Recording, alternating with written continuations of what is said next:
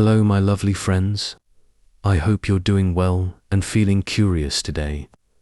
Let me ask you a question. Have you ever wondered how money was born? Or why today the dollar is the #1 currency in the world? In this video, we are going to explore a really powerful story from the very beginning of human history. This is not fiction. This is the story of how human beings moved from bartering goats and grains to use paper money, gold, and finally the powerful dollar. We'll explain everything step by step in very simple English, so even beginners can understand it clearly. It's also great for your English listening practice, so make sure you subscribe, stay with me, and enjoy this amazing journey. Let's go back in time. Thousands of years ago, there was no money, no coins, no notes, no banks, no credit cards. So how did people buy or sell things? They didn't. They exchanged. This system was called the barter system. Let me explain. Imagine two people. One has rice, the other has milk. The rice owner says, "I will give you 5 kilos of rice. You give me 2 L of milk." The milkman agrees. They shake hands. Deal done. That's barter. Trading goods for goods or goods for services without using money. This system worked, but only for a while. At first, it was okay because life was simple. But soon, people faced big problems. Double coincidence of wants. This is a big phrase, but it has a simple meaning. Both people had to want something from each other at the same time. If I have apples and you have shoes, what if you don't want apples and I really need shoes? No trade, no standard value. How many bananas are equal to 1 chicken? How much milk is equal to 1 shirt? Everyone had different opinions. No fixed value. Confusion, arguments, fights. Difficult to save wealth. If you had 50 kilograms of wheat, how would you save it? It can rot. Rats can eat it. You can't carry it everywhere. Not suitable for big civilizations. As society grew bigger, cities, kings, temples, farmers, builders barter became too difficult. People needed a better system. So humans started thinking, we need something that everyone accepts, something that has value, is easy to carry, and people can use it at any time. That's when the idea of money was born. Before coins, people started using items that everyone liked and accepted. In Africa and China, they used cowrie shells. In parts of Europe, people used salt. Yes, real salt as money. In India, people used wheat grains, spices, and later silver. Why were these used? Because they were rare, not easily available. They were easy to carry. People agreed on their value. But slowly, people found something better than cowries and salt. They found metals, especially gold, silver, copper. Why metals? They are strong, don't rot like food, they shine. People like shiny things. You can melt them, shape them, and even wear them as jewelry. Most importantly, you can divide them and weigh them. And this led to a big change. The first coins were made around 600 BC in a place called Lydia, which is in present-day Turkey. The king there, King Eliatas, made coins from a natural metal called electrum, a mix of gold and silver. These coins had a stamp, a royal mark. It showed the coin was real. The coin had a fixed value. It came from a trusted source. And just like that, the world started to change. People loved coins. They were easy to carry, easy to count, hard to fake, and everyone trusted the government or king who made them. Soon, India, China, Greece, Rome, all started making their own coins. In India, coins were made from silver and copper, with marks of kings and kingdoms. In Rome, soldiers were paid with coins. The word salary comes from sil, which was salt money for Roman soldiers. As empires grew, so did their money. The Roman Empire, the Maurya Empire in India, the Chinese Han dynasty, they all used coins. Coins traveled through trade routes like the Silk Road. Merchants from India took silver coins to China. Arab traders brought gold coins to Africa. Coins became the first global money, and this system lasted for centuries. But even coins had problems. You need metal to make them. Gold and silver are not cheap. Kings sometimes cheated, used less gold and more cheap metal. Carrying big bags of coins was heavy and risky. Imagine being a merchant carrying 10 kilograms of gold coins from India to China. You could be robbed. The coins were heavy. Counting them took time.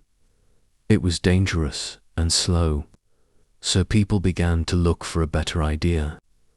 Let's travel now to China, around the Tang dynasty, 7th century. China had a huge empire.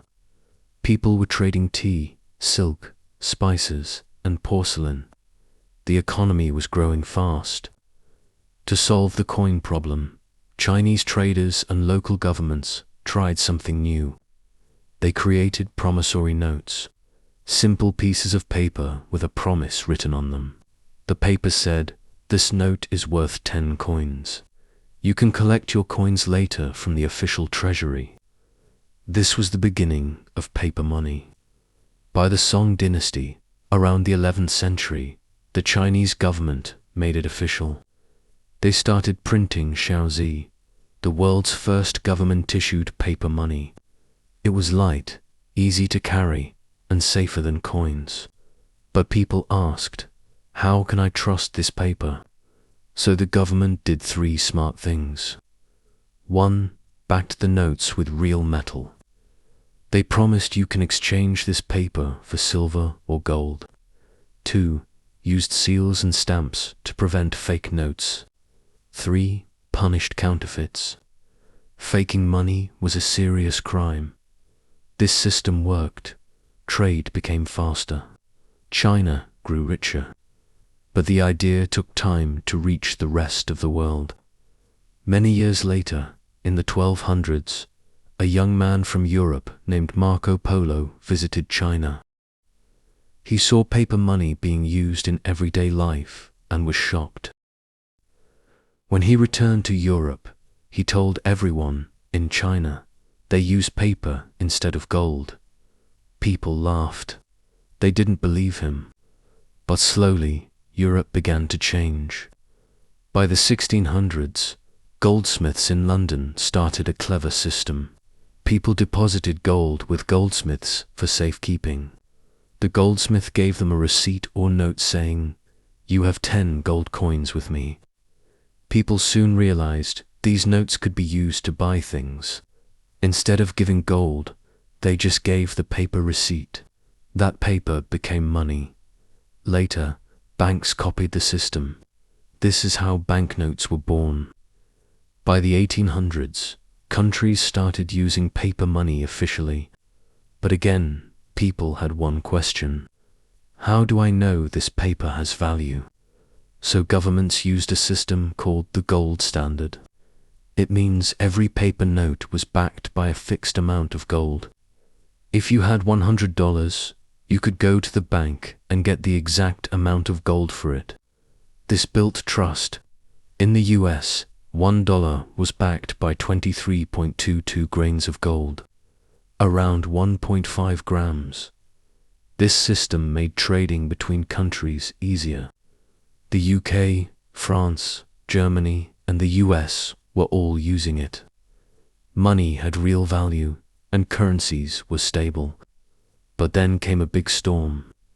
World War I. During World War I, 1914 to 1918, Countries spent a huge amount of money on weapons, soldiers, and supplies. To keep up, they printed more money, but didn't have enough gold to back it. Result, the gold standard broke down. Inflation rose. People lost trust in paper money. In some places, bread costs 100 times more in a few months. After the war, countries tried to return to the gold standard, but failed again during the Great Depression, 1930s. Then came World War II, 1939 to 1945. Even more destruction. But one country became stronger than ever before, the United States of America. Here's why. The US had huge gold reserves, especially in Fort Knox. It had less destruction because the war didn't happen on its land. It produced a lot of goods, weapons, and supplies for other countries. So, after World War II, the world was in crisis, but the US was in power. And that's when the dollar's journey to the top began. In 1944, while World War II was still going on, 44 countries gathered in a small town called Bretton Woods in the USA. They asked a big question: how do we rebuild the global economy? The answer: let's create a new system and make the US dollar the center of that system. Why? Because the US had the largest gold reserves. Its economy was the strongest and most stable. So they agreed the US dollar would be backed by gold. Other countries would fix their currencies to the dollar. $35 equals 1 ounce of gold. If you had foreign currency, you could convert it into dollars and then into gold. This was called the Bretton Woods system.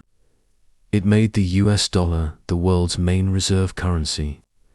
Countries started keeping dollars in their central banks.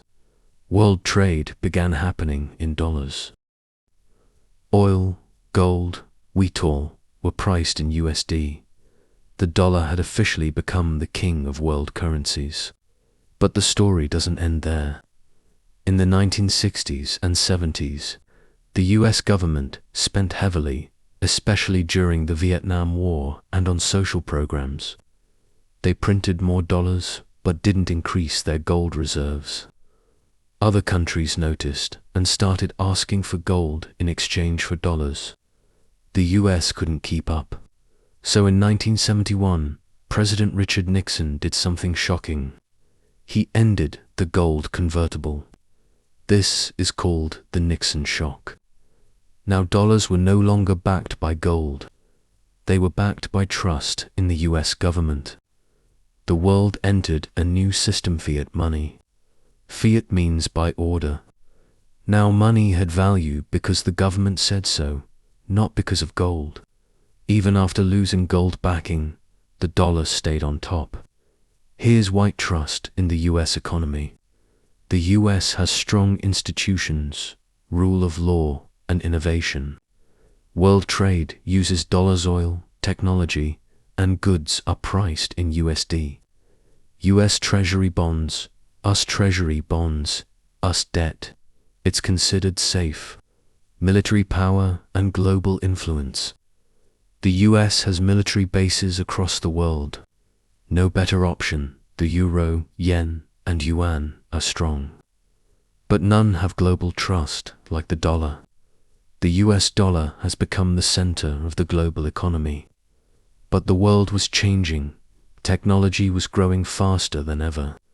In the past, people used shells, coins, then paper. But in the late 1990s and early 2000s, the world entered a new era: digital banking. Here's how it started. People opened bank accounts. Money became numbers on a screen. You could send and receive money without touching cash.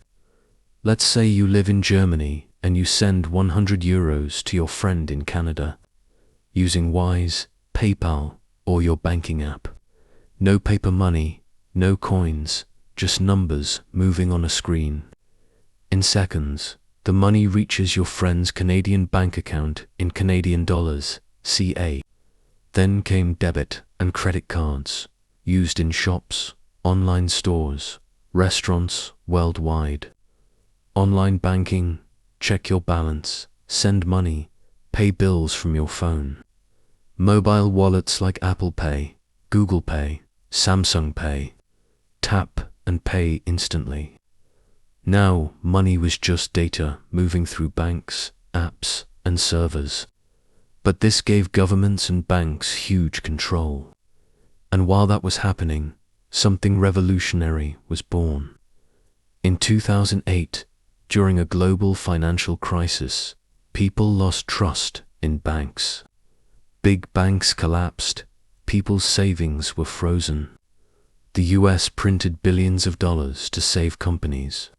This made people angry. One person or group using the name Satoshi Nakamoto created a solution: Bitcoin. What is Bitcoin? A digital currency with no central authority. No bank, no government. Limited supply, only 21 million Bitcoins will ever exist. Completely decentralized, it's like digital gold. You can store it, send it, and no one can control it. Bitcoin gave birth to blockchain technology, a system where all transactions are recorded publicly and nobody can cheat. Later came Ethereum with smart contracts, Tether, XRP, Solana, and thousands more. People believed this is the future. No inflation, no printing, full freedom. But governments saw a problem. They couldn't control crypto. It could be used for crime or money laundering. People could escape taxes and rules. So many countries banned or restricted crypto. But the idea was already out. And the world had tasted financial freedom. Now, let's understand something powerful and scary. The US doesn't just use the dollar for trade. It uses the dollar as a weapon. Let's explain. The US has something called SWIFT, a global messaging system used by all banks to send money internationally. If a country is removed from SWIFT, it can't send or receive dollars easily. That country is financially isolated. Example 1: Iran. When the US didn't like Iran's nuclear program, it put sanctions. Iran was removed from SWIFT. Its banks were cut off. It couldn't sell oil in dollars. Its economy collapsed. Example to Russia. In 2022, after Russia attacked Ukraine, the US removed Russian banks from SWIFT. The ruble crashed. Western companies left. Russia had to trade in other currencies like yuan. This is called dollar weaponization. If you make the US angry, they can freeze your money, block your trade, and punish your people without firing a bullet. This made many countries worried. They started asking, why should we depend on the dollar? Many countries began planning a future without the dollar. This process is called Let's look at some real examples. China and Russia, they now trade in Chinese yuan and Russian ruble. They're reducing dollar usage in oil, gas, and arms. BRICS. Nations: Brazil, Russia, India, China, South Africa. They're creating a new currency for international trade. Their goal to reduce dollar dependence. In 2023, they invited more countries like Iran, Egypt, and UAE to join. Saudi Arabia. For 50 years, Saudi Arabia sold oil only in dollars. This was called the petrodollar system. But now they're accepting Chinese yuan and Indian rupees for oil. India is promoting rupee trade with countries like Russia, Bangladesh, and Sri Lanka. It signed Rupidorum trade with the UAE Central Bank digital currencies, CBDCs. Many governments are launching digital versions of their currencies. Example: EU and China, Naira in Nigeria, and digital rupee in India. These can reduce dollar usage in cross-border payments. Even the IMF International Monetary Fund said dollar dominance is shrinking slowly. Even after all this, the dollar is still the most powerful currency. Why? Trust. People still believe the US will protect their money. People still believe the US will protect their money. Us bonds investors buy US government debt because it's safe and stable. Dollar habit most contracts, loans, and trade are still in dollars. Lack of alternatives. Yuan is controlled. Euro is a political issue. Crypto is unstable. Even countries that hate the US, like Iran or Venezuela, still use the dollar secretly for international trade. Right now, the world is in a quiet but intense financial war. Not with guns, but with currencies. On one side, us and Western countries, controlling the dollar, SWIFT, World Bank. On the other side, BRIC nations, creating new systems, alternative payment platforms, new currencies, gold-backed assets. In the middle, crypto believers fighting for a system without banks or governments. What will win? Nobody knows. But one thing is clear, the future of money is changing fast. Now, let's ask something deeper. How does this affect you? How does this affect the life of a student in Kenya, a shop owner in Brazil, a nurse in Germany, or a factory worker in Bangladesh? Because here's the truth. The value of the US dollar can decide what you eat, what you wear, what you pay for fuel, and even how many people lose their jobs. Let's break it down clearly. When the US dollar becomes stronger in value, it sounds like a good thing, right? But not for everyone. Let's understand how it works. A stronger dollar means that other currencies become weaker compared to the dollar.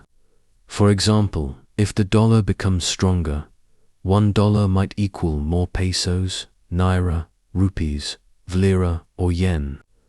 This means importing goods becomes more expensive for other countries. Imagine this. You live in a country that imports fuel, medicines, or food in dollars. Now, if your currency weakens against the dollar, fuel becomes expensive, food becomes costly. Phones, laptops, or even clothes imported from abroad cost more. You feel the change in your daily expenses. You may ask, why don't we just print more local money? Because then you'll face inflation, and the value of your money will fall even more. So when the dollar rises, people around the world suffer silently. This happens every year, but many don't realize why their cost of living is rising. It's often because of the dollar. Interest rates in the US control the global economy. Most people don't even know what interest rate means. Let me explain in simple words. When people or businesses borrow money, they pay extra money called interest. That percentage is called the interest rate. Now, the US has a central bank called the Federal Reserve, or Fed. Whenever inflation is rising in the US, the Fed increases interest rates. But here's the catch. When interest rates rise in the US, investors around the world pull their money out of other countries and put it into US banks, US bonds, and US markets. Why? Because they get more return. In a safe country like the US, now what happens? Countries like Egypt, Pakistan, Argentina, Turkey, Nigeria, see capital flight money leaving their economy. Their local currency weakens more. Their governments must pay more dollars to repay old loans. They face a debt crisis. Prices of goods go up. People lose jobs. So one decision in the US to raise interest rates can shake the economy of a faraway country. Even if you've never touched a dollar in your life, your rent, fuel, job, and food prices are still controlled by it. Dollar debt, the hidden chain around poor countries. Now let's talk about debt. Many countries borrow money from the World Bank, IMF, or private investors. Most of this money is in dollars. Now here's the trap. A country borrows, say, $1 billion when $1 equals 10 local units. But 2 years later, $1 equals 20 local units. Now the country must pay back twice the amount in its own currency. This is called the dollar debt trap. That's why you see news like Sri Lanka can't pay its debt. Ghana defaulted on loan payments. Pakistan is negotiating another IMF deal. It's not always because they wasted money. Often it's because the dollar value rose and they couldn't handle it. As a result, the country cuts government jobs, reduces pensions and benefits, raises taxes, and sells off national companies to foreign buyers. And the common people suffer the most, all because of a currency they don't even use daily. The price of oil, gold, and food all move with the dollar. Have you ever wondered why petrol prices keep changing? Gold prices rise in crisis. Food gets expensive when war breaks out. It's connected to the dollar. Let's break it down. Oil is traded globally in dollars. So, if your local currency weakens, you pay more for oil.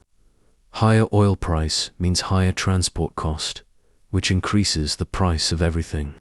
Milk, vegetables, clothes, deliveries. Same with gold. Gold becomes expensive when the dollar is weak. People buy gold to protect their savings. But in countries where gold is part of culture, like in weddings, families suffer as they can't afford it anymore. Wheat, rice, corn, basic food items are also traded in dollars. So when global food prices rise, poor countries feel it 10 times harder. A drought in the US, a war in Ukraine, or an interest rate hike in America can change your grocery bill in Uganda, Philippines, or Morocco. That's how connected we all are through this invisible dollar web. When the dollar rises and inflation hits, rich people move their money. They buy assets in other countries. They invest in gold, real estate, or US bonds. They open offshore accounts. But ordinary people, they keep money in local banks. Their salary stays the same, but prices rise. They can't escape inflation. So the rich stay richer, and the poor get poorer. And this gap grows wider. With every financial crisis, imagine you run a small business. You import raw materials or machines. You sell clothes, electronics, furniture, or even run a bakery. Suddenly, the dollar rises. Now your import cost goes up. You must raise prices. Customers stop buying. You earn less profit. Startups also suffer. Foreign investors pull out. You can't raise funds. You shut down your dream. And you didn't even do anything wrong. Just the movement of a foreign currency destroyed your business. Now think about students going abroad to study. Tuition is in dollars. Living cost is in dollars. When the dollar strengthens, everything becomes more expensive. Some students cancel plans, take extra loans, work longer hours to survive. Same with migrant workers who send money home. If the dollar weakens, their family receives less value. If it strengthens, their home country pays more for their travel, taxes, or fees, even tourists. Your dream trip to Europe or the US can become 50% more expensive just because the exchange rate changed. The dollar quietly decides your life choices. Because of all this, Many countries are now building foreign currency reserves, saving dollars, doing trade in local currencies, launching digital currencies, controlled by central banks, setting up currency swap agreements, exchanging local money instead of using the dollar, creating regional payment systems. But this will take time. The dollar has a 75-year head start. It's in our banking systems, global contracts, shipping industries, and even apps. So while the fight has begun, we are still far from seeing a truly multipolar currency world, and that's the most surprising part. Your rent, groceries, job, tuition, petrol, gold, milk, salary, business, all are secretly influenced by a currency you didn't choose. This is the silent power of the US dollar, and it's not about hating or loving the dollar. It's about understanding it, because when you understand how money moves, you start making smarter decisions, saving in the right currency, investing wisely, protecting your income from inflation, asking better questions from your government, preparing your business for currency risk. Knowledge is your shield in a world where money is power. Now here's the real game changer. CBDCs are digital versions of national currencies, backed and regulated by central banks. Not crypto, not Bitcoin, not speculation. These are official programmable money. As of now, more than 130 countries are researching or testing CBDCs. This could redefine money forever. How CBDCs change the game. Instant international payments. No more waiting 3 days to wire money. SWIFT dependent nations can bypass the US banking system.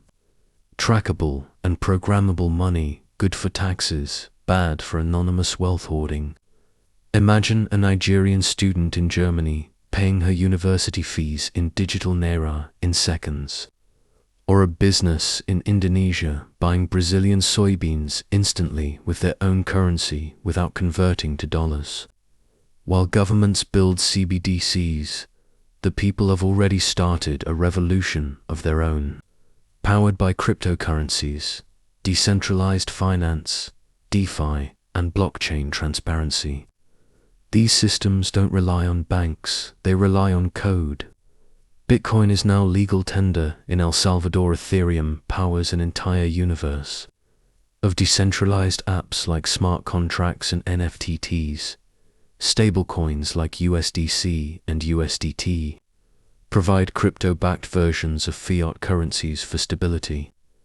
But here's the twist: most crypto is still priced in, you guessed it, dollars.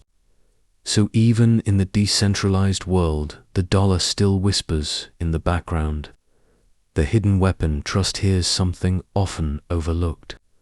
Money is not just metal, paper, or code, it's trust. If people lose trust in a currency, no matter how well designed, it collapses.